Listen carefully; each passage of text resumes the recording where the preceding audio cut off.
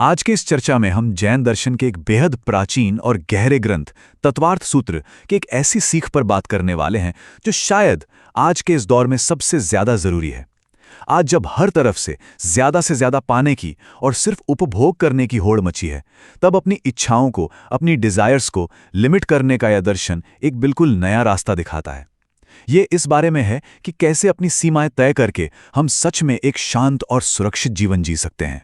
इस विषय की गहराई में उतरने के लिए हमारी आज की चर्चा का रास्ता बिल्कुल साफ है। पहले हम उपभोग के बुनियादी अर्थ को समझेंगे, फिर बात करेंगे कि आखिर जीवन में लिमिट्स लगाना इतना जरूरी क्यों है। इसके बाद दो बेहद दिलचस्प कहानियों के जरिए इस दर्शन को असली जिंदगी में काम करते हुए देखेंगे, और आखिर में जानेंगे कि इस प्राचीन ज्ञान को आज के मॉडर्न जीवन में कैसे उतारा जा सकता है। तो चलिए सीधे पहले हिस्से पर आते हैं, जहां हम भोग और परिभोग का मतलब समझेंगे। देखते हैं कि प्राचीन शिक्षाओं में हमारी रोजमर्रा के इस्तेमाल होने वाली चीजों को आखिर किस तरह से बांटा गया है। देखिए, ग्रंथों में हमारे उपभोग की चीजों को दो बहुत ही साफ हिस्सों में रखा गया है, भोग और परिभोग। अब इनमें फर्क क्या है? भोग उन चीजों को कहते हैं जो सिर्फ एक बार इस्तेमाल होती हैं, जैसे हमारा भोजन या ताजे फूलों की माला। एक बार काम में लिया और बात खत्म। लेकिन परिभोग उन चीजों को कहते हैं जिन्हें हम बार बार इस्तेमाल करते हैं, जैसे हमारे कपड़े, हमारी गाड़ियां या हमारा घर। ग्रंथ ये बिल्कुल शीशे की तरह साफ करता है कि एक अनुशासित जीवन के लिए इन दोनों ही श्रेणियों पर, चाहे वो भोग हो या परिभोग, सख्त सीमाएं तय करना बिल्कुल अनिवार्य है। अब बढ़ते हैं दूसरे हिस्से की तरफ। यहां एक बड़ा ही स्वाभाविक सवाल उठता है कि इन चीजों पर एक पक्की लिमिट लगाना आखिर इतना जरूरी क्यों है। असल में यहां एक सीधी सी टक्कर है। एक तरफ है हमारी असीमित इच्छाएं और दूसरी तरफ है सचेत होकर लगाई गई सीमाएं। सोचकर देखिए, जब जिंदगी में ऐसी सांसारिक लालसाएं होती हैं जिनकी कोई बाउंड्री ही ना हो, तो मन की शांति पूरी तरह से भंग हो जाती है। भोगो भोग परिमाण व्रत हमें सिखाता है कि अगर हम अपने उपभोग की सामग्री को लिमिट नहीं करते, तो अहिंसा और संतोष जैसे दूसरे नियम भी अपने आप टूटने लगते हैं। जब इच्छाओं की कोई लिमिट नहीं होती, तो इंसान चीजों को पाने के लिए किसी भी हद तक चला जाता है, जिसका नतीजा सिर्फ और सिर्फ आध्यात्मिक पतन होता है। बाहरी चीजों की सीमाएं तय करने से असल में भीतर की चाहतों और मोह पर लगाम लगती है। और ये पूरा दर्शन तीसरे हिस्से में आकर और भी सटीक और जिंदा हो जाता है, जब हम इतिहास की एक बेहद दिलचस्प कहानी सुनते हैं। ये एक बहुत बड़ी चेतावनी है, शुभम चक्रवर्ती की कहानी, जहां सिर्फ एक स्वाद के लालच ने कैसा पतन ला दिया। ये पूरा किस्सा एक चेन रिएक्शन की तरह है। शुरुआत कहां से हुई? सिर्फ एक छोटी सी बेचैनी से। एक दिन सम्राट ने अपनी रसोई में बनी गरम खीर को बिना उसका तापमान चेक किए सीधे चम्मच से खा लिया। मुंह जला तो इतना गुस्सा आया कि उसने वो खौलती हुई खीर सीधे अपने रसोइये पर उड़ेल दी। उस रसोइये की वहीं मौत हो गई। लेकिन कहानी यहां खत्म नहीं होती। वो रसोइया अगले जन्म में एक देव बना और उसने सम्राट से चुन चुनकर बदला लेने की ठानी।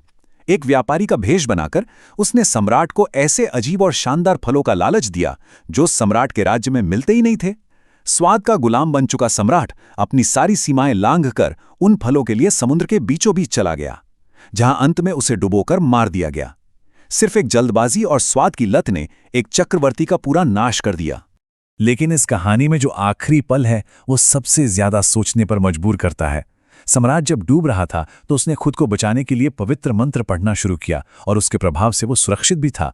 पर उस देव ने एक चाल चली। उसने कहा कि अगर सम्राट पानी पर इस मंत्र को लिखकर अपने पैरों से मिटा दे, तो वो उसे छोड़ देगा।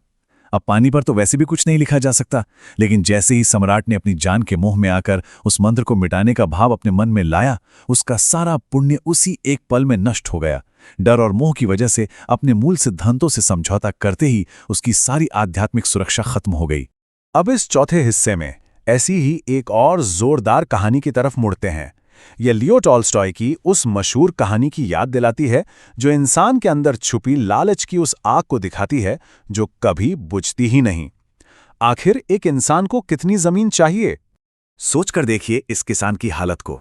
उसे एक ऑफर मिलता है कि सूर्योदय से लेकर सूर्यास्त तक वो पैदल चलकर जितनी जमीन घेर लेगा, वो सब उसकी। शर्त बस एक थी, सूरज ढलने से पहले उसे वापस उसी जगह लौटना था जहां से उसने शुरुआत की थी। लालच ऐसी चीज है जो इंसान को अंधा कर देती है। वो किसान बिना कुछ खाए पिए अपनी भूख और थकान को बिल्कुल अनदेखा करते हुए पूरा दिन भागता रहा। अच्छे से अच्छी जमीन की लालच में वो इतनी दूर निकल गया कि जब उसने वापस आना शुरू किया तो उसके शरीर में एक बूंद ताकत नहीं बची थी। सूरज ढलते ही वो जैसे तैसे अपनी शुरुआती लाइन पर गिरा, लेकिन गिरते ही उसके प्राण निकल गए। ये कहानी एक बहुत ही कड़वा सच हमारे सामने रखती है। जिंदगी भर वो जमीन के लिए भागता रहा, लेकिन मरने के बाद उसे दफनाने के लिए कितनी जगह की जरूरत पड़ी? सिर्फ 3 गज जमीन। अंतहीन संपत्ति जमा करने के लिए पूरी जिंदगी भाग दौड़ करने के बाद भी एक इंसान को आखिर में सिर्फ एक छोटे से टुकड़े की ही जरूरत पड़ती है। ये सच में सोचने पर मजबूर कर देता है कि हम पूरी जिंदगी आखिर किस भ्रम के पीछे भागते रहते हैं। तो आखिर में इस 5वें और सबसे अहम हिस्से पर आते हैं। इतनी गहरी बातों को, इन प्राचीन सिद्धांतों को आज की इस मॉडर्न और भागदौड़ भरी लाइफ में आखिर कैसे अप्लाई किया जाए, चलिए इसे देखते हैं। अगर ध्यान से देखा जाए तो इन बातों को आज के समय में अपनाना बेहद प्रैक्टिकल है। जैसे खाना शुरू करने से पहले कुछ पल रुकिए और 9 बार मंत्र का जाप कीजिए। ये दिमाग को पूरी तरह शांत कर देता है। खाना हमेशा हाथों से खाने की कोशिश करनी चाहिए। हाथों से भोजन के तापमान का अंदाजा होता है और इंसान शुभम चक्रवर्ती जैसी उस गलती से बच सकता है। उसके अलावा आजकल के इन एंडलेस बुफे सिस्टम से थोड़ा बचना चाहिए, जहां बस उठाते जाते हैं और खाते जाते हैं, क्योंकि ये ओवर ईटिंग और बर्बादी दोनों को बढ़ावा देते हैं। एक और आदत जो अपनाई जा सकती है वो ये कि थाली में कभी भी जूठन न छोड़ने का संकल्प लिया जाए। और सबसे खास बात, प्रतिदिन अपने कपड़ों, गाड़ियों और खाने के प्रकारों की एक निश्चित संख्या तय की जाए। एक सिंपल सा नंबर। जब एक सख्त नंबर तय हो जाता है तो हमारी इच्छाएं खुद ब खुद एक बाउंड्री में आ जाती हैं। और इस चर्चा के अंत में एक बहुत ही जरूरी सवाल छोड़कर जाना यहां सही रहेगा। हम सब अपने स्मार्टफोन्स के डेटा और गीगाबाइट्स पर तो लगातार नजर रखते हैं, एक लिमिट क्रॉस होते ही परेशान हो जाते हैं। पर जरा सोच कर देखिए, एक इंसान को सच में कितने भौतिक संसाधनों की जरूरत होती है? आज अभी से हमारी मॉडर्न लाइफ की आदतों, हमारी अलमारियों और हमारे डेली रूटीन पर ऐसी कौन सी सचेत सीमाएं लगाई जा सकती हैं? जैन दर्शन का ये हिस्सा आज के इस उपभोक्तावाद का बिल्कुल सटीक इलाज है। उम्मीद है ये विश्लेषण एक बेहतर और संतुलित जीवन की तरफ बढ़ने में जरूर मदद करेगा।